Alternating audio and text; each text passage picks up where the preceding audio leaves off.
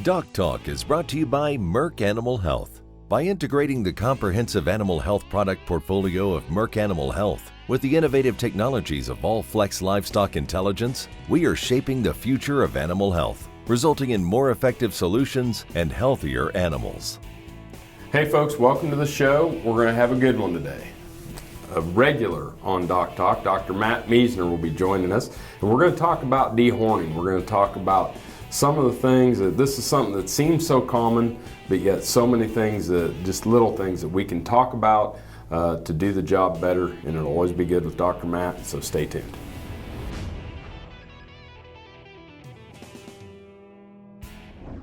At Merck Animal Health, we wake up each day seeking new innovations to keep your herd healthy.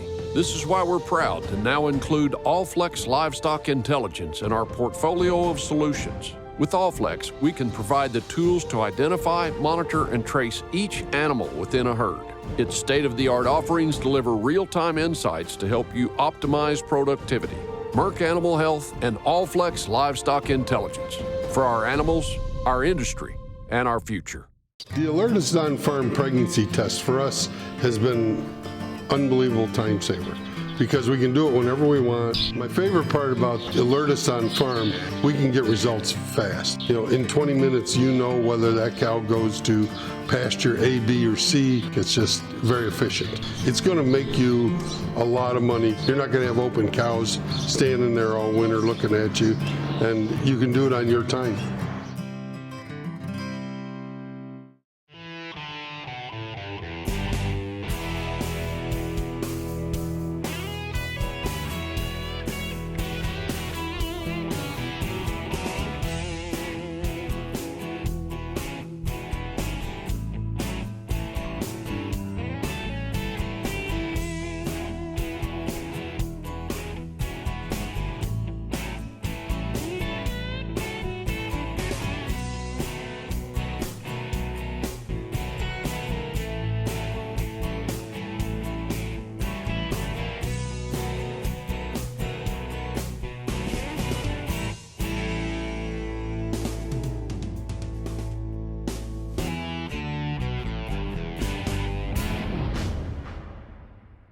Hey folks, welcome to the show. We've got Dr. Matt Miesner. Dr. Miesner is the section head of livestock services over at the vet school here at Kansas State University, and he is a clinical professor. You're boarded in? Internal medicine, in the large animal internal medicine part of it. So, yeah. But in the livestock side, we do it all. Cutting as well as giving injections of antibiotics, that's for sure. Yeah, well, Dr. Matt has been one of those that he can do it all, and he has taught so many students, but he has provided so much service for cattlemen and women around the area and nationally. Just somebody in our profession that is humble, works hard, and is always trying to get things done better, and so we just appreciate you for all you do. We're going to talk about dehorning, and so let's start into why do we cut the horns off? I think probably the biggest reason that we're going to still have to do it is mostly safety, and not just safety for people, safety for that individual. It limits their chances of getting injured, possibly getting infections and things after that. It limits the chances of injury and bruising and problems that happen with herd mates or pen mates within a feedlot or even on pasture, different things that are going to lead to that. And they become a source, even if it's not a catastrophic injury, that could be a minor injury that leads to a major infection. There's a big blood supply in these horns, and these horns go directly to sinuses. They go directly to kind of that subcutaneous area. They attract flies, you get maggots, you get a whole slew of different problems, and of course that leads to major medical problems that we can get into. It seems pretty minor, but see it happen all the time. You bet. Well, the other side of this, if they get too big, they just can't fit in our system. Right. I see that when they have to do this to get through the chute, it's not comfortable for them or for us. That amazes me is how well they seem to have little feelers out there when they're easing through a chute. But if they're running through an alleyway and break a horn, gosh, that's ugly. Yeah, when you see them get their head down and throw their head back saying, I hope I fit, and go fast. Yeah. So talk about, the different types of, or not necessarily the methods, but we've got disbudding versus dehorning versus tipping. What are the differences in that terminology? So when we talk about how we're removing the horn and the stage that we're removing the horn, mostly we can talk initially about the disbudding. And as these horns develop, as the calves are born, that horn is not attached to the skull. They've got some cells that are going to produce the horn, kind of like the stuff that produces your fingernail. And as that matures, that's going to attach to the skull eventually. It's going to start kind of protruding out from the skull itself, and that's where these sinuses come in. But early on, we can disrupt just that bud, or that initial horn bud, and that's called disbudding. Later on, we're going to have to dehorn, meaning that these are going to be more mature and all of these things are going to develop, and those become a more involved process, and certainly there's a bunch more tissue that we've got to remove. But it's more of an age thing. Breeds are different, so it's really not a timing, it's more of an individual. Yep. And then the tipping? Tipping, then, is just going to be taking the tip of the horn off, okay, blunt it, also to make it a little bit narrow to get through alleys and things. Cool, kind of like clipping our fingernails. Yep. Perfect. Well, let's take a break. When we come back, we're going to talk about some of the different methods of dehorning with Dr. Matt Miesner. You're watching DocTalk. Thanks for joining us.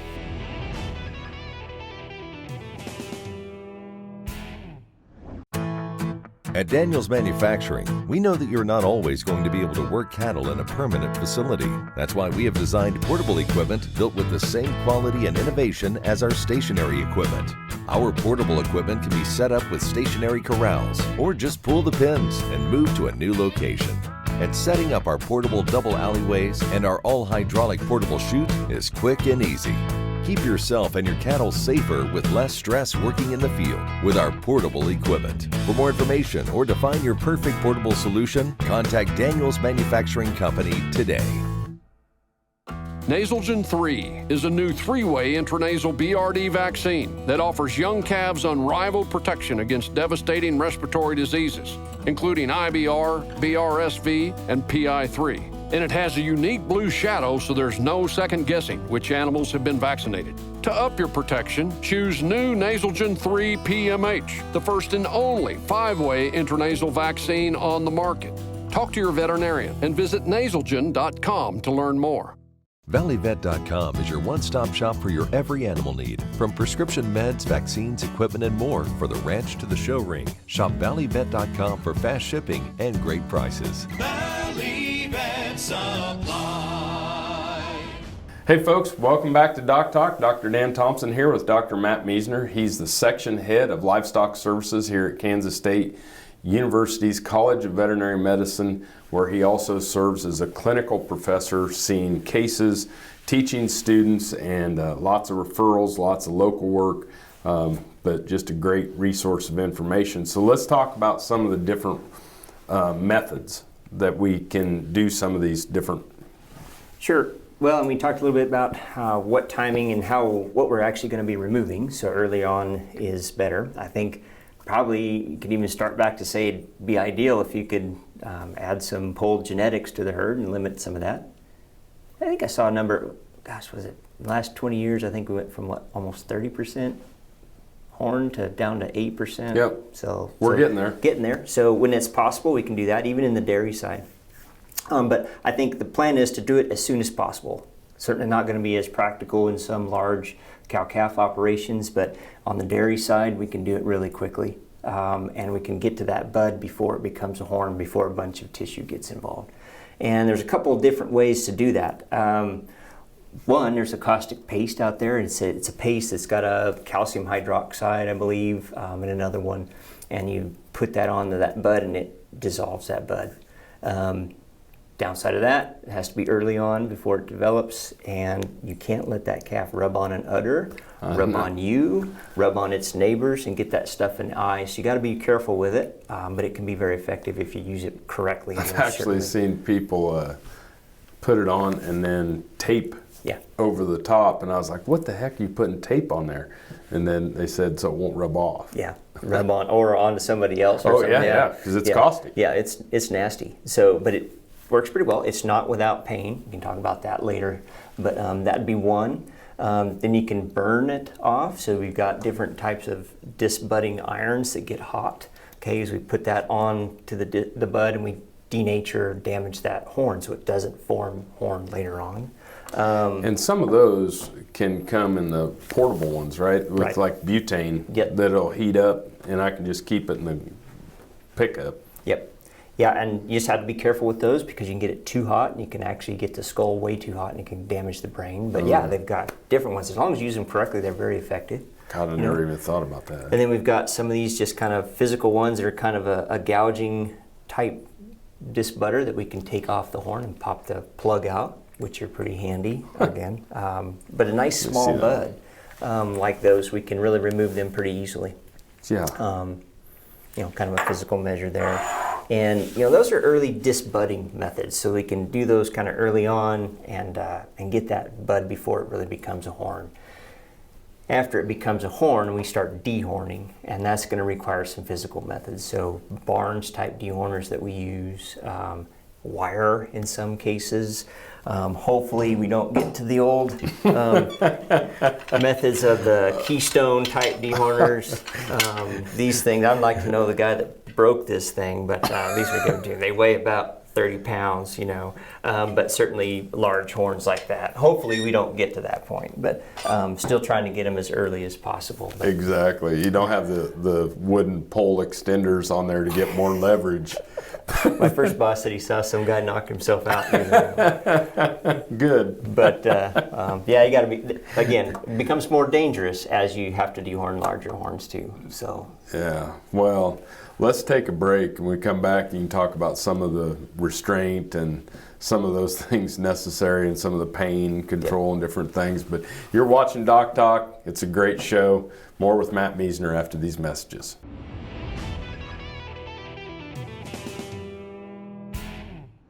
The Alertus on-farm pregnancy test for us has been unbelievable time saver because we can do it whenever we want. My favorite part about Alertus on-farm, we can get results fast. In 20 minutes, whether that cow goes to pasture A, B, or C. It's just very efficient. It's going to make you a lot of money. You're not going to have open cows standing there all winter looking at you, and you can do it on your time.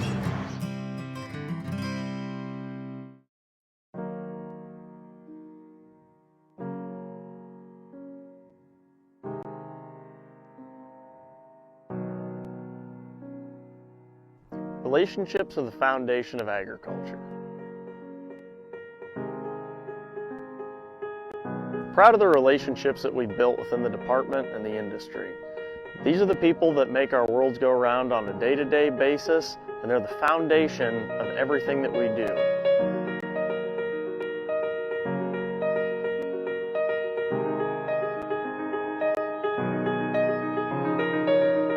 All of those relationships are built on trust and respect.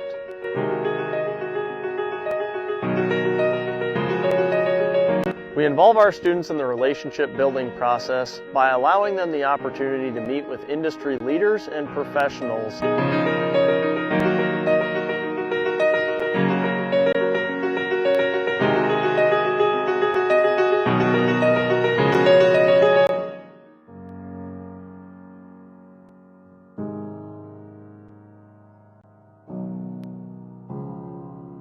We're the Iowa State University Beef Teaching Farm, and we're grateful to be part of an industry that's built on relationships.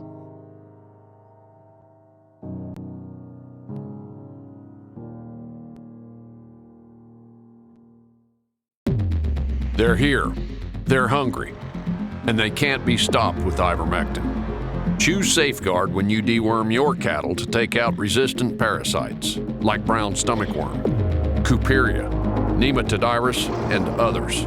With Safeguard's efficacy, you can kill more resistant worms in your cattle, so you don't leave potential on the table. Consult your veterinarian for the diagnosis and treatment of parasitism. Then bite back at safeguardworks.com.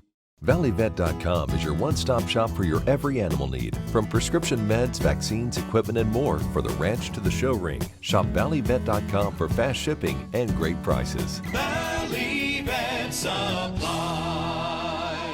Hey folks, welcome back to DocTalk. Dr. Dan Thompson here with Dr. Matt Miesner. He's the section head for livestock services at Kansas State University's Veterinary Health Center here at the vet school, and also a clinical professor.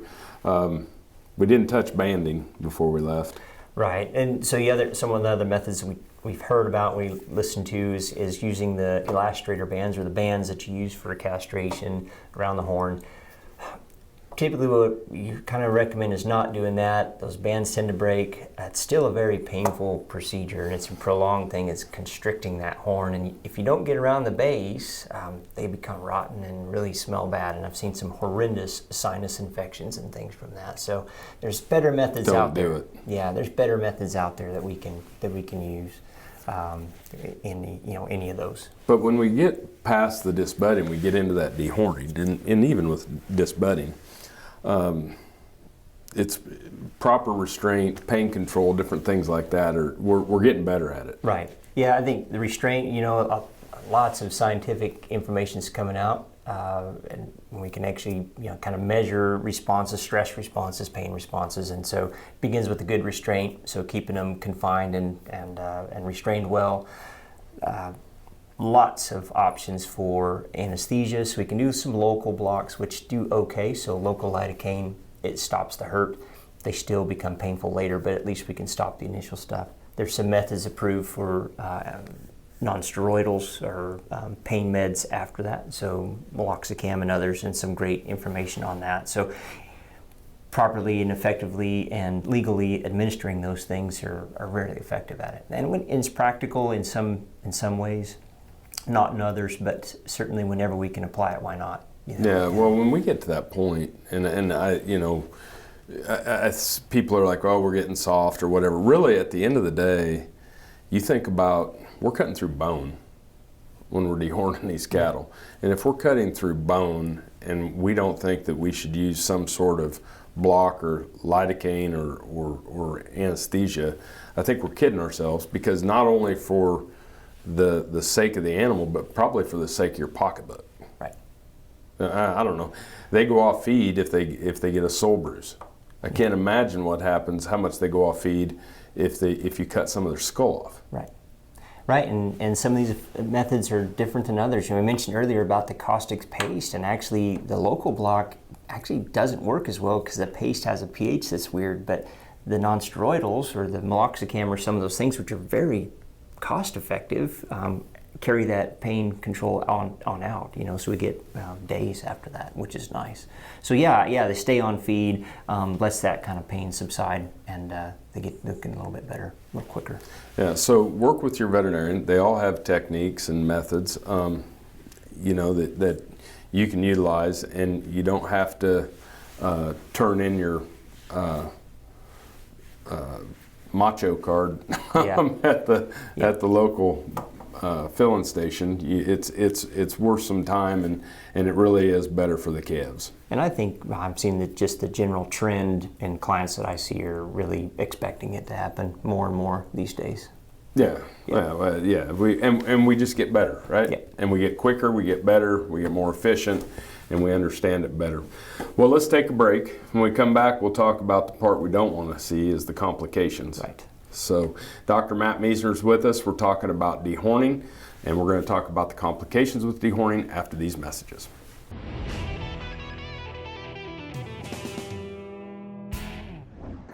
Dr. Nels here, folks. We're super excited about this book on hiring. Have you made a bad hire? Have you hired someone you wish you wouldn't have? Are you looking to hire? It's a great short read on helping you in the hiring process. You can find it on Amazon, Kindle, Audible, or find it at drnels.com. Check it out there. We'd love to see you there. If you're looking for innovative livestock handling products that focus on efficiency and safety, Daniels Manufacturing Company is who you want to choose. With low-stress cattle handling being of the utmost importance, this family-owned business is focused on quality, not quantity. The company prides themselves on prioritizing the animal's well-being by staying on the cutting edge of design and only using the best materials and manufacturing operations. For more information on getting the product that will work best for you, contact Daniels Manufacturing Company today. We see you. working hard from the early mornings to the late nights and every hour in between. We see you. We see the pursuit, the desire, the effort, the hope, the goal of being a champion. And we see that you need a partner to keep your animals healthy and happy. With our countless products and quick and reliable shipping, together, we can do just that. To the cowboys and cowgirls, to the dreamers, we see you. ValleyVet.com is your one-stop shop for your every animal need, from prescription meds, vaccines, equipment, and more for the ranch to the show ring. Shop ValleyVet.com for fast shipping and great prices. Valley Vet Supply. Hey folks, welcome back to DocTalk. Dr. Dan Thompson here with Dr. Matt Miesner. We're at Kansas State University, where Dr. Miesner serves as the section head for livestock services at the Veterinary Health Center here at the vet school at K-State.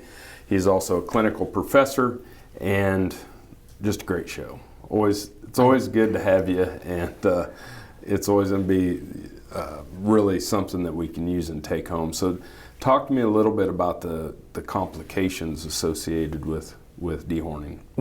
They all have complications, regardless of the method. The early pace, certainly those pace can get in areas that are not wanted. So again, rain and get an eye, they rub it on their neighbor's eye or an udder. So you have the pace is a problem. Anytime we're creating a wound, we have a chance to get infection. Okay, so that early on, those little buds are a site for infection and possibilities. We can watch for signs of problems with that. We don't want to get too hot. We can cause brain problems. We can cause a bunch of other things. Anytime we have a wound, that's a chance for fly strike, so we've got to take proper preventive measures for fly control to prevent maggots and things from setting up in there. The bigger the horn, the bigger the blood supply. Yeah. So, though I've never seen one bleed to death, certainly larger horns, it's certainly possible. An ongoing bleed becomes a problem. And that's something we have to pay attention to. So that's early on. Second, the bigger the horn, the bigger the affected bone, more close to the sinus, you get sinus infections. Okay, that can be a deep set sinus infection that can be a problem. You can even see that with just tipping. So even in an early tipped horn, we can have ascending infection through those tips and can lead to sinusitis as well. So we need to watch for signs of infection, try to prevent that, be as clean as possible, as swift as possible, with good restraint, and then monitor closely after we're said and done. And when you work, if you have SOPs, you can anticipate problems. I mean, cattle with a sinus infection do kind of what we do. They'll sit with their head pressed into the corner going, gosh, this hurts, So you see something like that, that would be a possibility that you need some antibiotics or something along those lines. So yeah, do it early, less complications. There are still some to watch for. The further along you get, the more likely you're going to have big infections if something happens. Yep. So on the hemorrhage stuff, we can either stop it by putting some sort of band or ligature around the pole. Yep. But the other one, what about cautery? Oh, sure. Yeah. I mean, these dehorned disbudders, oftentimes we're using those as a thermal cautery. We know where the major supply of these blood vessels are. We can grab that, stop that, but then we may just use cautery. You've got blood stop type powders, different things that can at least kind of provide a matrix for clotting. And so there's lots of products out there. They always said, don't feed your calves in a hay feeder after you dehorn them and turn them out on pasture. And I just figured it was because they probably got just as many infections out on pasture. I just didn't see them up around the house. Yeah, I can tell you that when you put cautery on the fly spray and alcohol, it is flammable. So be careful about that. So you have to pay attention to those kind of things. So. As usual, great information, and thanks for being on the show. Folks, this is Dr. Matt Miesner. Always work with your local veterinarian, and if you want to find out what we do at DocTalk, you can find us on the web at www.doctalktv.com. I'm Dr. Dan Thompson with Dr. Matt Miesner, and we'll see you down the road. DocTalk is brought to you by Merck Animal Health. By integrating the comprehensive animal health product portfolio of Merck Animal Health with the innovative technologies of All Flex Livestock Intelligence, we are shaping the future of animal health. resulting in more effective solutions and healthier animals. They're here, they're hungry, and they can't be stopped with ivermectin. Choose Safeguard when you deworm your cattle to take out resistant parasites like brown stomach worm, Cooperia, Nematodirus, and others. With Safeguard's efficacy, you can kill more resistant worms in your cattle, so you don't leave potential on the table. Consult your veterinarian for the diagnosis and treatment of parasitism. Then bite back at safeguardworks.com. At Daniels Manufacturing, we know that you're not always going to be able to work cattle in a permanent facility. That's why we have designed portable equipment built with the same quality and innovation as our stationary equipment. Our portable equipment can be set up with stationary corrals, or just pull the pins and move to a new location. And setting up our portable double alleyways and our all-hydraulic portable chute is quick and easy. Keep yourself and your cattle safer with less stress working in the field with our portable equipment. For more information or to find your perfect portable solution, contact Daniels Manufacturing Company today.